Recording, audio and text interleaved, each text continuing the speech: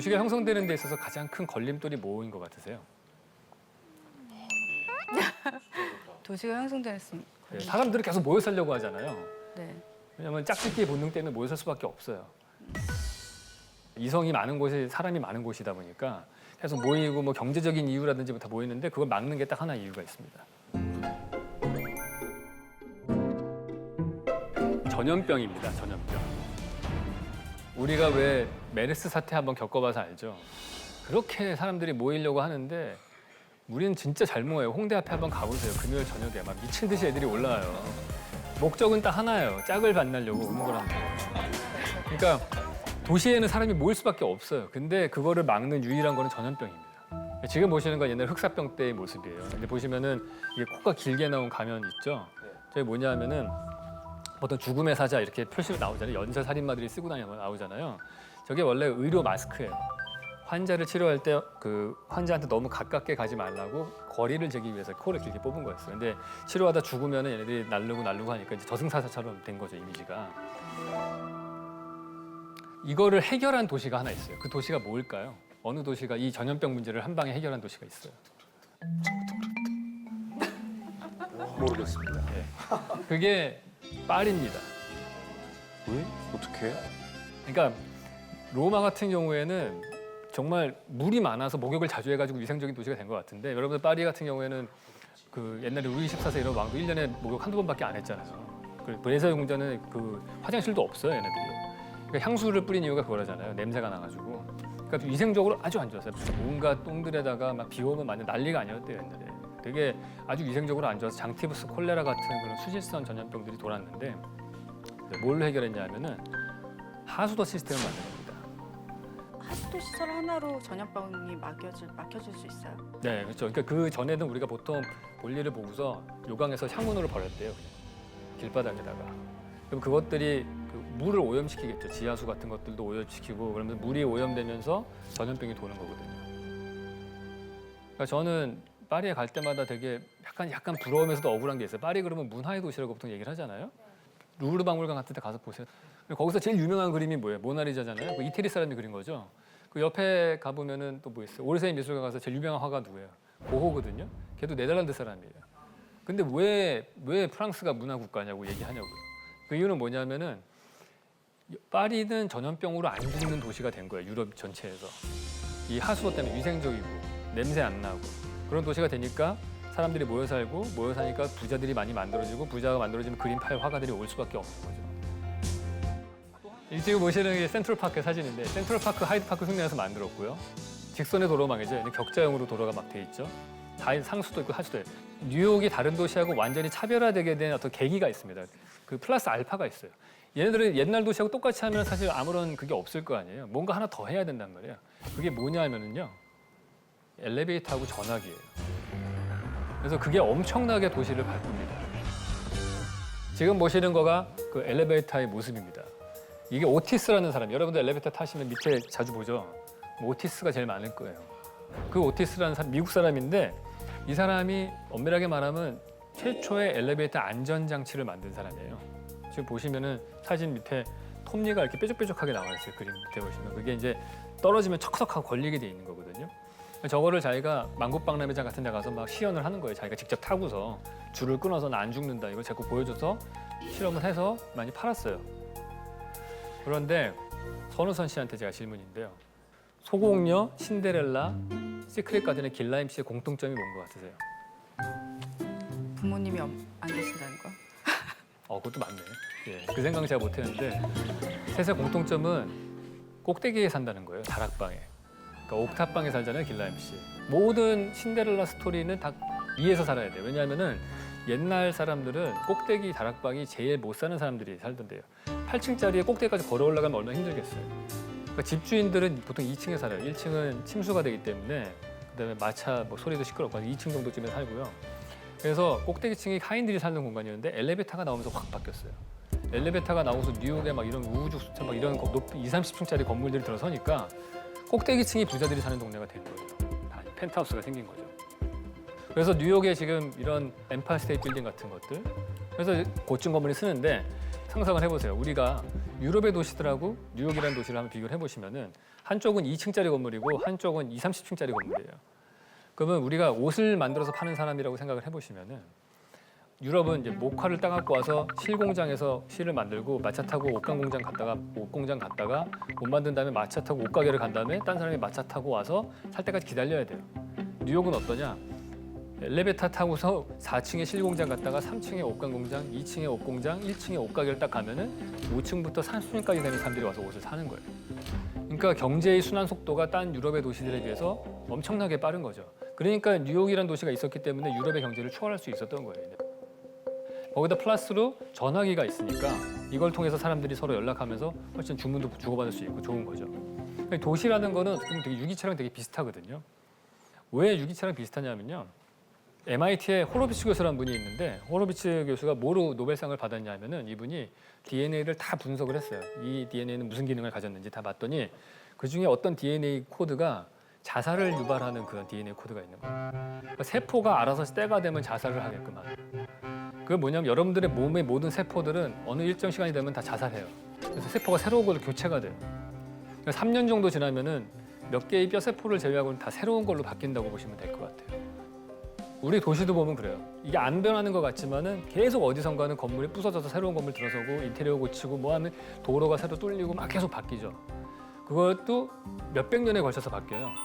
몇천 년도 있고. 그러니까 사람의 라이프 스팬보다도 더 길어요, 이게. 도시라는 거. 그래서 사실 우리가 컨트롤할 수 있는 존재가 아닌 거죠. 도시라는 존재는 유기체처럼 자기 스스로 길을 찾아가는 그런 존재처럼 보이기도 합니다. 엘리베이터하고 전화기가 도시를 그렇게 많이 바꿨는데 거기다가 또 하나 발명된 게 뭐냐면은 자동차하고 도로예요. 이런 것들이 나오면서 교외로 나가서 살기 시작을 한 거예요, 사람들이. 그러니까 도시가 옛날에는 이렇게 모여서 집적되게 살았어야 됐는데 아직 굳이 그럴 필요가 없다. 이제 출퇴근하며 살면 되니까 다 서버번으로 떠났어요. 다 교외로 나가니까 할렘이 만들어진 거예요. 사람들이 안 사는 그런 빈집들이 생겨나기 때문에. 그래서 엄청나게 할렘들이 만들어진 문제가 뭐냐면은 범죄율이 높아지고요. 그 다음에 그러면 경찰력을 또 높여야 되잖아요. 그럼 경찰 월급 줘야 되니까 또 돈이 많이 들어가요. 그러니까 악순환이에요. 계속해서 피 입장에서 봤을 때는. 그래서 뉴욕에서는 이 할렘들을 어떻게 해결을 했냐면요. 요즘에는 한 스트리트를 다 동시에 개발을 해요. 건물 한 20채를. 왜 한 블럭을 다 한꺼번에 했을까요? 개발을. 뭐 집 한 채만 뭐 이렇게 한다는 거는 개발이 아니라 개량이니까 네. 한 채 갖고서는 개발이라고 얘기할 수 없으니까. 동네가 안 바뀌겠죠. 네, 네. 네. 그게 깨진 유리창의 법칙이라는 게 하나 있습니다. 뭐냐면은 스탠포드 대학교 심리학과 교수인 짐바라도 교수라는 사람이 실험을 한 거예요. 자동차 2대를 본네트를 둘 다 똑같이 열고 하나는 그대로 두고 하나는 유리창을 하나 깨요. 그러면 그걸 며칠을 관찰을 하면은요.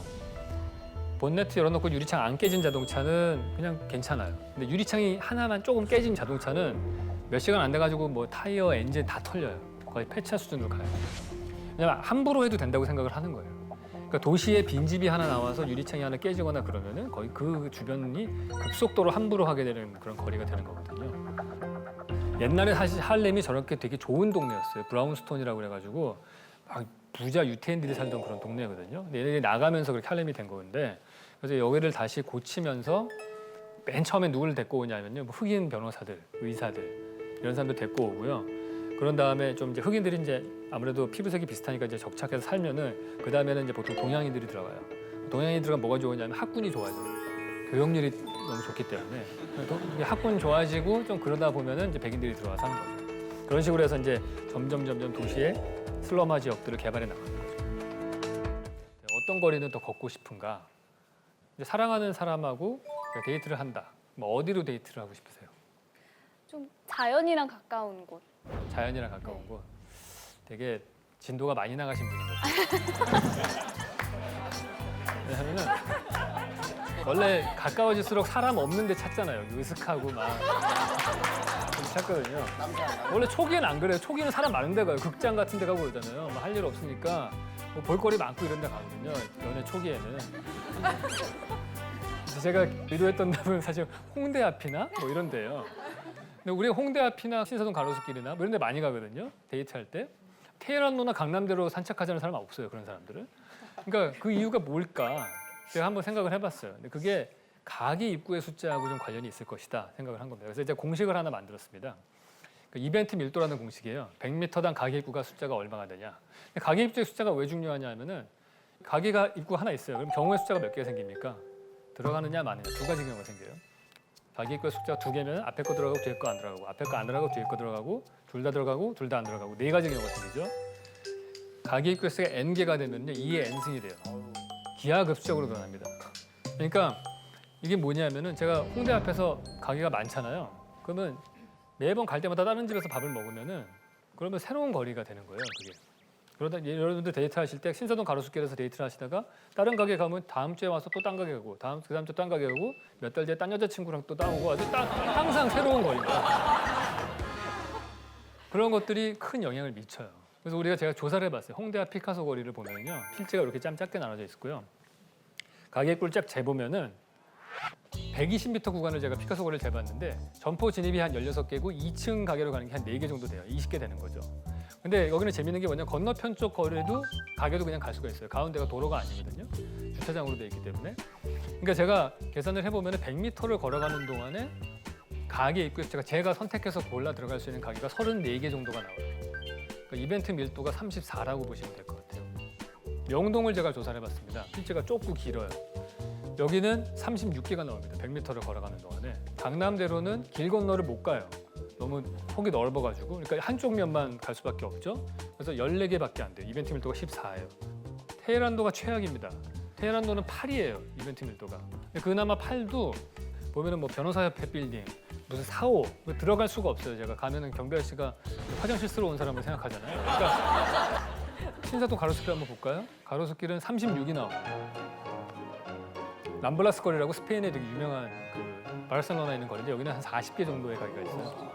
그러니까 보시면은 우리가 대체적으로 걷고 싶은 거리다 이렇게 보는 것들은 이벤트 밀도, 가게 입구의 숫자가 30개 이상의 선택권은 주어져야 되는 거예요. 그러면 우리가 이벤트 밀도가 걷고 싶은 거리를 만드는데 중요한 특징이라는 걸 봤는데 혹시 남자친구가 세종로에서 만나자고 하면은 어떨 것 같으세요? 세종로 광화문 광장에서 만나자 우리. 가는 것도 힘들 것 같고서 네. 뭐 선호하진 않을 것 같아요. 그렇죠. 네. 별로 사실은 그럼 거의 뭐 헤어지자는 소리예요, 사실은.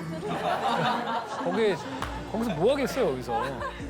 아무것도 할 게 없어요, 세종로에 가면은. 저기 딱 하나 좋은 게 있어요, 할 거. 국군에 는 행사 딱 좋아요. 근데 그거 외에는 딱히 할 게 없는 그런 데. 그러니까 세종로 주변을 보시면은 KT 사옥부터 볼게요. KT 사옥에 카페가 하나 있거든요. 거기 하나 있고 미 대사관이 있고요. 대한민국 역사박물관 하나 들어갈 수 있어요. 그러니까 한 400m 구간 중에서 우리가 선택 가능한 공간이 한 2개 정도밖에 안 돼요. 건너편 상황도 비슷해요. 세종문화회관 하나 있고요. 그 건너편에 거의 무슨 공원 하나 있어요. 밑에 지하 주차장이 있는데 그다음에 정부종합청사 여러분이 갈 일이 없죠. 여기도 한 400m 구간에 입구가 하나밖에 없어요. 그러니까 아무런 이벤트가 없어요. 여기는 가서 할 게 없어요. 그러니까 여기가 1인 시위하기 제일 좋은데요. 여기는 아무런 이벤트가 없으니까 사람들이 그냥 가서 서 있으면 다 주목을 받을 수 있는 그런 공간이 되는 거거든요. 또 하나 문제가 뭐냐면은 이 거리가 광화문 광장을 되게 멋있게 만들었거든요. 잘 만들었어요. 거기 광장을 잘 만들었는데 절반의 성공이라고 생각을 해요. 왜냐하면 양쪽으로 6차선 도로거든요. 그러니까 6차선 도로기 때문에 사람들이 6차선을 안 건너갑니다. 홍대 앞에 상권을 제가 분석을 해봤는데 지금 보시는 하늘색으로 보이는 부분이 보통 홍대 앞 상권이라고 불리는 부분이거든요. 그럼 제가 맨 처음에 한 13년 전에 왔을 때 이 정도만 가게가 있었거든요. 근데 이제 점점 확장이 된 거예요. 지금 합정역 사거리까지 갔어요. 동교동 상거리까지 다 확장되고. 제가 아마 처음 왔을 때 여기 무슨 집이라도 한 채 사놨으면 정말 떼돈 벌었을 거예요. 그래서 이게 확장됐는데 여기서 스탑이에요. 이 건너편에 메사나폴리스라는 쇼핑몰이 있거든요. 되게 잘 지어놨는데 사람들이 안 가요. 우리 홍대 앞에서 만나서 노는 친구들은 그 길을 안 건너갑니다. 왜냐하면 여기가 10차선 도로라서 그래요. 그 상권이 문화권이 분리가 되는 거예요. 10차선 도로가 되면. 여기도 가다가 스탑이에요. 왜냐하면 11차선 도로여서. 여기도 6차선 도로. 이 안에는 다 3차선 도로예요. 다. 그게 무슨 차이가 있느냐? 3차선 도로는 무단횡단이 가능해요. 연결이 되려면 3차선 도로. 심리적인 거거든요. 그게. 그 무단횡단을 꼭 하라는 얘기가 아니고 무단횡단이 가능하다는 얘기는 건너편까지도 내가 마음만 먹으면 난 언제든지 갈 수가 있어. 그런 상황이 되는 거거든요. 그래서 우리가 똑같은 대로변인데 파리의 샹젤리제 같은 데를 가서 보시면은 노천 카페들이 옆에 쭉 많아요. 그래서 이벤트들도 많고 공간의 속도도 다운시켜주는 거죠. 그런 대로. 그래서 우리가 이런 상상을 해볼 수 있을 것 같아요. 세종도를 정말 사람들이 많이 찾는 그런 도시를 만들려면은 양쪽으로 이런 가게들이 쭉 있는 쪽으로 만들어야 되고요. 저층형으로. 그다음에 차선 폭을 6차선에서 3차선으로 줄여야 돼요. 그래야지 세종문화회관 뒤에서부터 저쪽 피막골까지가 하나의 상권으로 이렇게 보행 친화적인 그런 구간이 되는 거죠. 그러니까 공간은 사실 우리가 어떻게 계획하느냐에 따라서 사람들의 생활을 너무 많이 바꿔요. 근데 우리가 사는 아파트도 저는 정말 큰 문제가 있다고 생각을 해요. 가족끼리의 대화가 없게 만드는 그런 평면 구조예요. 아파트가. 자, 이게 한옥의 모습이거든요. 근데 한옥은 마당이 있고요. 한옥의 가장 큰 특징은 뭐냐면요. 방에서 방을 볼 수 있어요. 방에서 창문을 열고 마당을 거쳐서 사랑방 창문을 열면은 그 보이죠. 건너방도 보이고. 자, 우리의 3베이 아파트가 한옥하고 사실 똑같아요. 3베이 아파트는 한옥의 마당에다가 지붕을 덮은 다음에 거길 거실로 만든 거예요. 그다음에 뒤쪽에 식탁이 놓인 데가 대청마루 쪽이고요. 그러면 여기서도 사실은 안방에서 건너방이 보여야 돼요. 안방에 창문을 열면은 건너방이 보이는데 모든 창문들은 우리나라 아파트는 어때요? 다 바깥쪽으로만 돼 있어요. 그러니까 방문을 열고 방에 들어가면은 대화가 다 단절되는 거예요. 사실은 내가 내 영역에 있어도 원하면 창문 열고 저쪽 창문 열면은 뭐 우리 아들은 싫어하겠지만은 그 애가 공부하는 모습이 좀 보여야 되는 거잖아요. 근데 선택적이잖아요. 사실 창문을 나도 열고 저 사람도 열면은 볼 수 있는. 근데 하다못해 내가 저 사람은 다 나 혼자만 열어도 거실로 열린다면서 방이 훨씬 넓게 느껴질 거예요. 아마. 근데 왜 자꾸 좁게 보이게 거실 쪽으로 창문을 안 내고 바깥쪽으로만 창문을 내요? 이런 거에서 이미 우리는 집이 좁다고 느껴지게 하고 가족들끼리의 대화가 없어지게 하는 거죠. 그래서 설계가 되게 중요해요. 사람들이 관계를 설정하는 데 있어서. 집에 가면 주로 하시는 게 뭐예요? 아유, 설거지. 뭐 아이들하고 이제 놀아주기도 하고요. 자기 전이면 네. 아니면 아이들 잠들면 조용히 거실에 나와서 이어폰 꽂고 TV를 봅니다. 아, 저 그 정말 좋은 것 같아요. 그 이어폰 꽂는 거 나왔죠, 새로. 예. 와, 이거 정말 신의 축복이에요, 진짜. 저도 예. 그거 너무 잘 쓰는데 맞아요. 다 대부분 다 테레비 많이 봅니다. 그게 어떻게 보면은 이게 테레비는 되게 재밌어요. 테레비는 옛날에 모닥불로 보시면 돼요. 그런 얘기가 있어요. 남편들이 밖에서 들어와서 테레비 한 30분 보는 거는 가만 냅둬야 된다. 왜 그러냐 하면은 옛날에 우리 동굴이 있었잖아요. 동굴에 사람들이 목숨 걸고 사냥하고 긴장한 상태에서 딱 모닥불 앞에 와서 그 사람들이 멍 때리면서 불이 막 움직이는 걸 보면서 심리적인 안정감을 찾았다는 거예요. 근데 그 불이 막 움직이는 거가 지금 텔레비전 영상이 막 움직이는 거랑 똑같다는 거예요. 그러니까 우리가 텔레비를 아무 생각 없이 그냥 보는 거가 그런 심리 안정에 도움이 된다. 그러니까 텔레비 보는 사람 보고 너무 뭐라 그러면 안 된다. 스트레스를 많이 받는 사람이라는 거예요, 그게. 현대인들이 텔레비를 되게 많이 봐요. 근데 저는 그 가장 결정적인 이유 중에 하나가 마당이 없어서라고 생각을 합니다. 그 물론 텔레비전이 재밌는 것도 많이 있겠지만은 보통 우리가 공간을 인식을 할 때 그 면적을 어떻게 파악을 하냐면요. 기억으로 계산을 해요. 뭐 예를 들어서 여러분이 예전에 뭐 5평짜리 조그마한 마당이 있는 집에 살았다고 칩시다. 그럼 그 마당에 대해서 추억이 많을 거 아니에요. 3월달에 꽃 피고 뭐 5월에 비 내리고 7, 8월에 숲이 우거졌다가 뭐 겨울철에 눈 내리고 뭐 이런 것들이 많아요. 그러면은 이게 5평짜리 공간이지만은 거기에 10가지 기억이 있으면은요. 5 곱하기 10, 아주 50평짜리 공간이 되는 거예요. 근데 지금 우리는 아파트에 가면 어때요? 아파트에 가면은 인테리어가 똑같아요. 옛날에 제가 마당이 지금 거실이 됐다고 말씀드렸잖아요. 옛날에 마당은 꽃 피고 막 다 있었는데 지금 거실에 가면은 1년 12달 똑같은 벽지에 1년 12달 똑같은 조명에 현관문 조명에 똑같기 때문에 변화가 없어요. 변화는 어디에만 있느냐? 텔레비전에밖에 없어요. 그러니까 텔레비전을 통해서만 사람들이 변화를 볼 수 있는 거죠. 그렇기 때문에 계속해서 거기만 쳐다보는 거예요. 그게 어떻게 보면 슬픈 거죠. 그 옛날에 자연으로부터 떨어져 사는 것들. 그리고 또 하나 슬픈 게 또 있어요. 뭐냐 하면은 1인 가구가 늘어난다는 거예요. 자, 이게 1인 가구 늘어나는 그래프입니다. 보시면은 1990년대 9%였는데 15년이니까 27%까지 올라갔어요. 향후 뭐 계속 올라갑니다. 올라가면은 무슨 차이가 있냐? 우리가 지금만 하더라도 가족들이랑 같이 살잖아요. 그 보통 30평대 아파트에 사는 걸 우리나라에서 중산층의 삶이라고 보통 얘기를 해요. 그러면 내가 내 방을 쓰더라도 가운데 거실, 그다음에 식탁 놓이는 부분, 부엌 이런 거는 공용 공간으로 같이 써요. 그러니까 사실은 저 부분이 내 방 플러스 알파로 되어 있는 면적이에요. 근데 지금은 원룸에 살아요, 내가 만약에 고시원이나 그러면 훨씬 면적이 줄어드는 거예요. 방은 점점 1인적으로 좁아지는데 사적인 공간은 없어지고 가서 앉아 있을 데가 없으니까 카페를 가는 거예요. 그러니까 단위 면적 당 카페가 제일 많아요. 그러니까 카페는 사실은 우리한테는 어떻게 보면 거실 같은 공간인 거죠. 제 아들이 하나 있는데 걔가 이제 끝나고 나서 편의점에 많이 가요. 학원 끝나고 난 다음에. 왜 그러냐 봤더니 편의점만 얘가 유일하게 감시를 피할 수 있는 공간이라서 그런 거예요.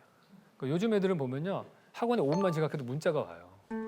그러니까 옛날 같으면은 우리는 방과후 끝나면 자유였는데 혼자 공부하고 자율학습실에서 공부했잖아요. 근데 지금은 학원 끝나면 되지 애들이 계속 관리당하고 그러니까 텔레커뮤니케이션이 발달할수록 우리 아이들은 점점 감시받는 사회가 되는 거예요. 그래서 애들 갈 데가 없는 거예요. 그래서 그나마 학원 끝나고서 공부 마치고서 올 때 편의점에서 1,000원만 주고서 과자를 한 봉지 사면 친구들끼리 거기서 자기의 어떤 뭐랄까 사랑방을 만들 수 있는 거죠. 그러니까 숏텀 렌탈이 많이 발달하는 거예요. 거기서 좀 돈 더 있는 애들 누구예요? 대학생들이죠. 대학생들 5,000원 정도 낼 수 있는 애들은 커피숍에 가요. 3시간 정도 쓸 수 있는 커피숍에. 거기서 연인들이랑 갈 때가 필요하다? 그 모텔에 가죠. 저는 우리나라의 그 정말 기발한 발명품인 것 같아요. 배실 문화 있잖아요. 그거는 뭐 시간 단위로 팔잖아요. 아주 새로운 개념의 시대를 앞서 나간 공유 경제 개념인 거예요. 방 하나를 하루에 쪼개서 나눠 쓰는 거잖아요. 그래서 가격이 뚝 떨어지는 거예요. 그러니까 우리는 공간 렌탈 비즈니스가 되게 많이 발달을 하는 거예요. 첫인상과는 다르게 굉장히 그 안경 너머로 엄청난 음습함들이 있다는 거예요.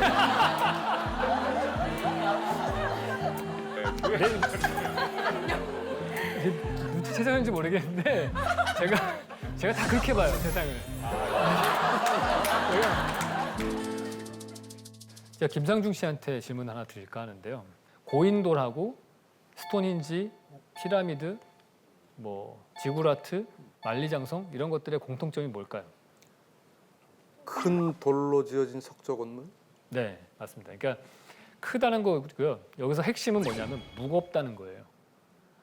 그럼 무거운 건물하고 가벼운 건물이 도대체 무슨 차이가 있느냐? 고인돌이 이렇게 보통 보면은 옛날 국사 시간에 나오는데 큰 넓적한 돌이 있고 밑에 돌이 작은 게 2개가 세워져 있어요. 옛날에 보면서 그런 생각, 이게 도대체 왜 만드는 걸까 이거를? 재단으로 쓰는 것도 아니고 아무짝에도 쓸모없어 보였는데 그거 제가 최근에 알았어요. 이거 왜 만드는지. 그거가 만들어진 시대는 선사시대예요. 바퀴가 발명되기 전이거든요. 그럼 걔네들이 그걸 만들려면은 그 돌이 거기 있는 돌이 아니잖아요. 그럼 딴 데 가가지고 나무를 잘라서 밑에 끼워가지고 굴려가지고 와야 돼. 몇십 년. 그럼 온 다음에 작은 돌을 몇십 명의 힘을 들여서 세워요. 이렇게. 그러고 난 다음에 큰 돌을 어떻게 올렸냐면은 거기다 큰 흙 언덕을 만들어요. 그러고 나서 그 언덕을 다시 큰 돌을 굴린 다음에 얹고 나서 다시 흙을 파내는 거예요. 이게 엄청나게 노동력이 많이 들어가는 거예요. 몇 달 동안 몇십 명 혹은 몇백 명이 일을 해야 되는 정도의 규모인 거예요. 그러니까 아까 그 돌이 딱 보면 100명 정도가 한 6개월 정도 걸려서 만든 고인돌이다. 그럼 옆에 부족들이 한 60명 데리고 전투를 하러 딱 왔어. 전쟁하러. 근데 딱 그 고인돌 딱 보면은 얘는 한 100명 동원이 가능한 애인데 우리 동네 고인돌보다 큰데? 그러면은 포기를 하는 거예요. 예. 그러니까 저런 높은 건물들은 사람들한테 과시를 하기 위한 것들이에요. 생존을 하기 위한 과시라는 거예요. 명품백 같은 거 들고 다니잖아요. 그게 과시가 되는 거예요. 근데 과시는 어떨 때 과시가 되냐면요. 쓸데없는 걸 할 때 과시가 돼요. 자, 보세요. 우리가 동창회 명품백, 백을 들고 가면 과시가 되죠. 자, 이런 1,000만 원짜리 백 들어도 난 생활하는데 아무 지장 없어. 딱 되는데 2마리 휴지를 들고 갔다고 쳐보세요. 생필품, 내가 정말 사는데 꼭 필요한 거. 전혀 안 돼요, 그런 거는 과시가. 그러니까 고인돌도 제가 말씀드려요. 아무짝에도 쓸모가 없는 거에다 돈을 썼기 때문에 그게 과시가 되는 거거든요. 자신의 권력을 보여주기 위해서 한 거잖아요. 그러니까 우리가 보는 이런 높은 건물들은 사실상 보면은 고인돌 짓는 거랑 똑같아요. 재미난 거는 쌍둥이 빌딩이 9/11 테러로 무너졌어요. 그러니까 저는 그 다음에 되게 기대를 했어요. 아, 야, 이 부르즈 칼리파보다 더 높은 빌딩이 나오겠구나 이제. 맨하탄은 밑에가 반석이기 때문에 되게 높게 지을 수 있거든요. 나오겠구나 생각했는데 웬걸 더 낮게 지었어요. 높은 건물들을 안 지어 미국 애들이 이제 더 이상. 왜냐? 냉전 시대가 끝나서 그래요. 소련하고의 냉전 시대가 끝나니까 더 이상 과시할 필요가 없는 거예요. 그러니까 그런 걸 보시면은 뭘 볼 수 있냐면은 피라미드를 지었던 사람의 마음을 한번 이해를 해볼 수 있어요. 무덤을 그렇게 크게 지은 이유는 바로 옆에 아수르라든지 그런 경쟁 국가가 있어서 그래요. 메소포타미아 지역에 되게 강한 제국들이 있었거든요. 그러니까 이집트하고 견줄 만한 그런 제국들이죠. 그러니까 걔네들한테 보여주기 위해서 피라미드를 지은 거고요. 그래서 우리가 건물 보다가 보면 이렇게 막 바깥으로 막 튀어나온 캔틸러버 많은 것들이 있거든요. 저런 것들이 약간 다 과시욕 많은 사람들, 졸부들 이런 사람들이 실제로 그래요. 근데 보면 그런 분들이 저런 디자인을 선호해요. 남자들도 보세요. 머리 막 높이 세우는 사람들 있잖아요. 젤 발라가지고 약간 그 과시욕이 센 사람들이 그런 것들이에요. 남자들 40대 돼서 머리 빠지고 이렇게 가라앉으면 자존감이 낮아지거든요. 이게 다 똑같은 원리예요. 고대부터 시작해가지고 쭉 건축의 역사를 한번 현대까지 살펴봤는데 이제 여기의 핵심은 뭐냐면요. 사람이 건축을 만들어요. 건축도 만들고 도시도 만들고 다 하는데 우리 페놉티콘에서 봤듯이 그 건축이 우리한테 다시 영향을 미치죠. 다시 우리의 생활을 지배를 하고 다시 바꿔요. 그렇기 때문에 이게 사람은 도시를 만들고 도시는 사람을 받는다. 그런 유명한 말이 있습니다. 그래서 그런 것들이 여러분들과 여러분들 자녀, 그 후손까지도 몇백 년을 여러분들이 영향을 미칠 수 있는 결정이라는 거죠, 그게. 그래서 그게 어떻게 보면 이번 그 특강의 가장 큰 메시지가 아닌가 생각을 합니다. 이걸로 강의 마치도록 하겠습니다.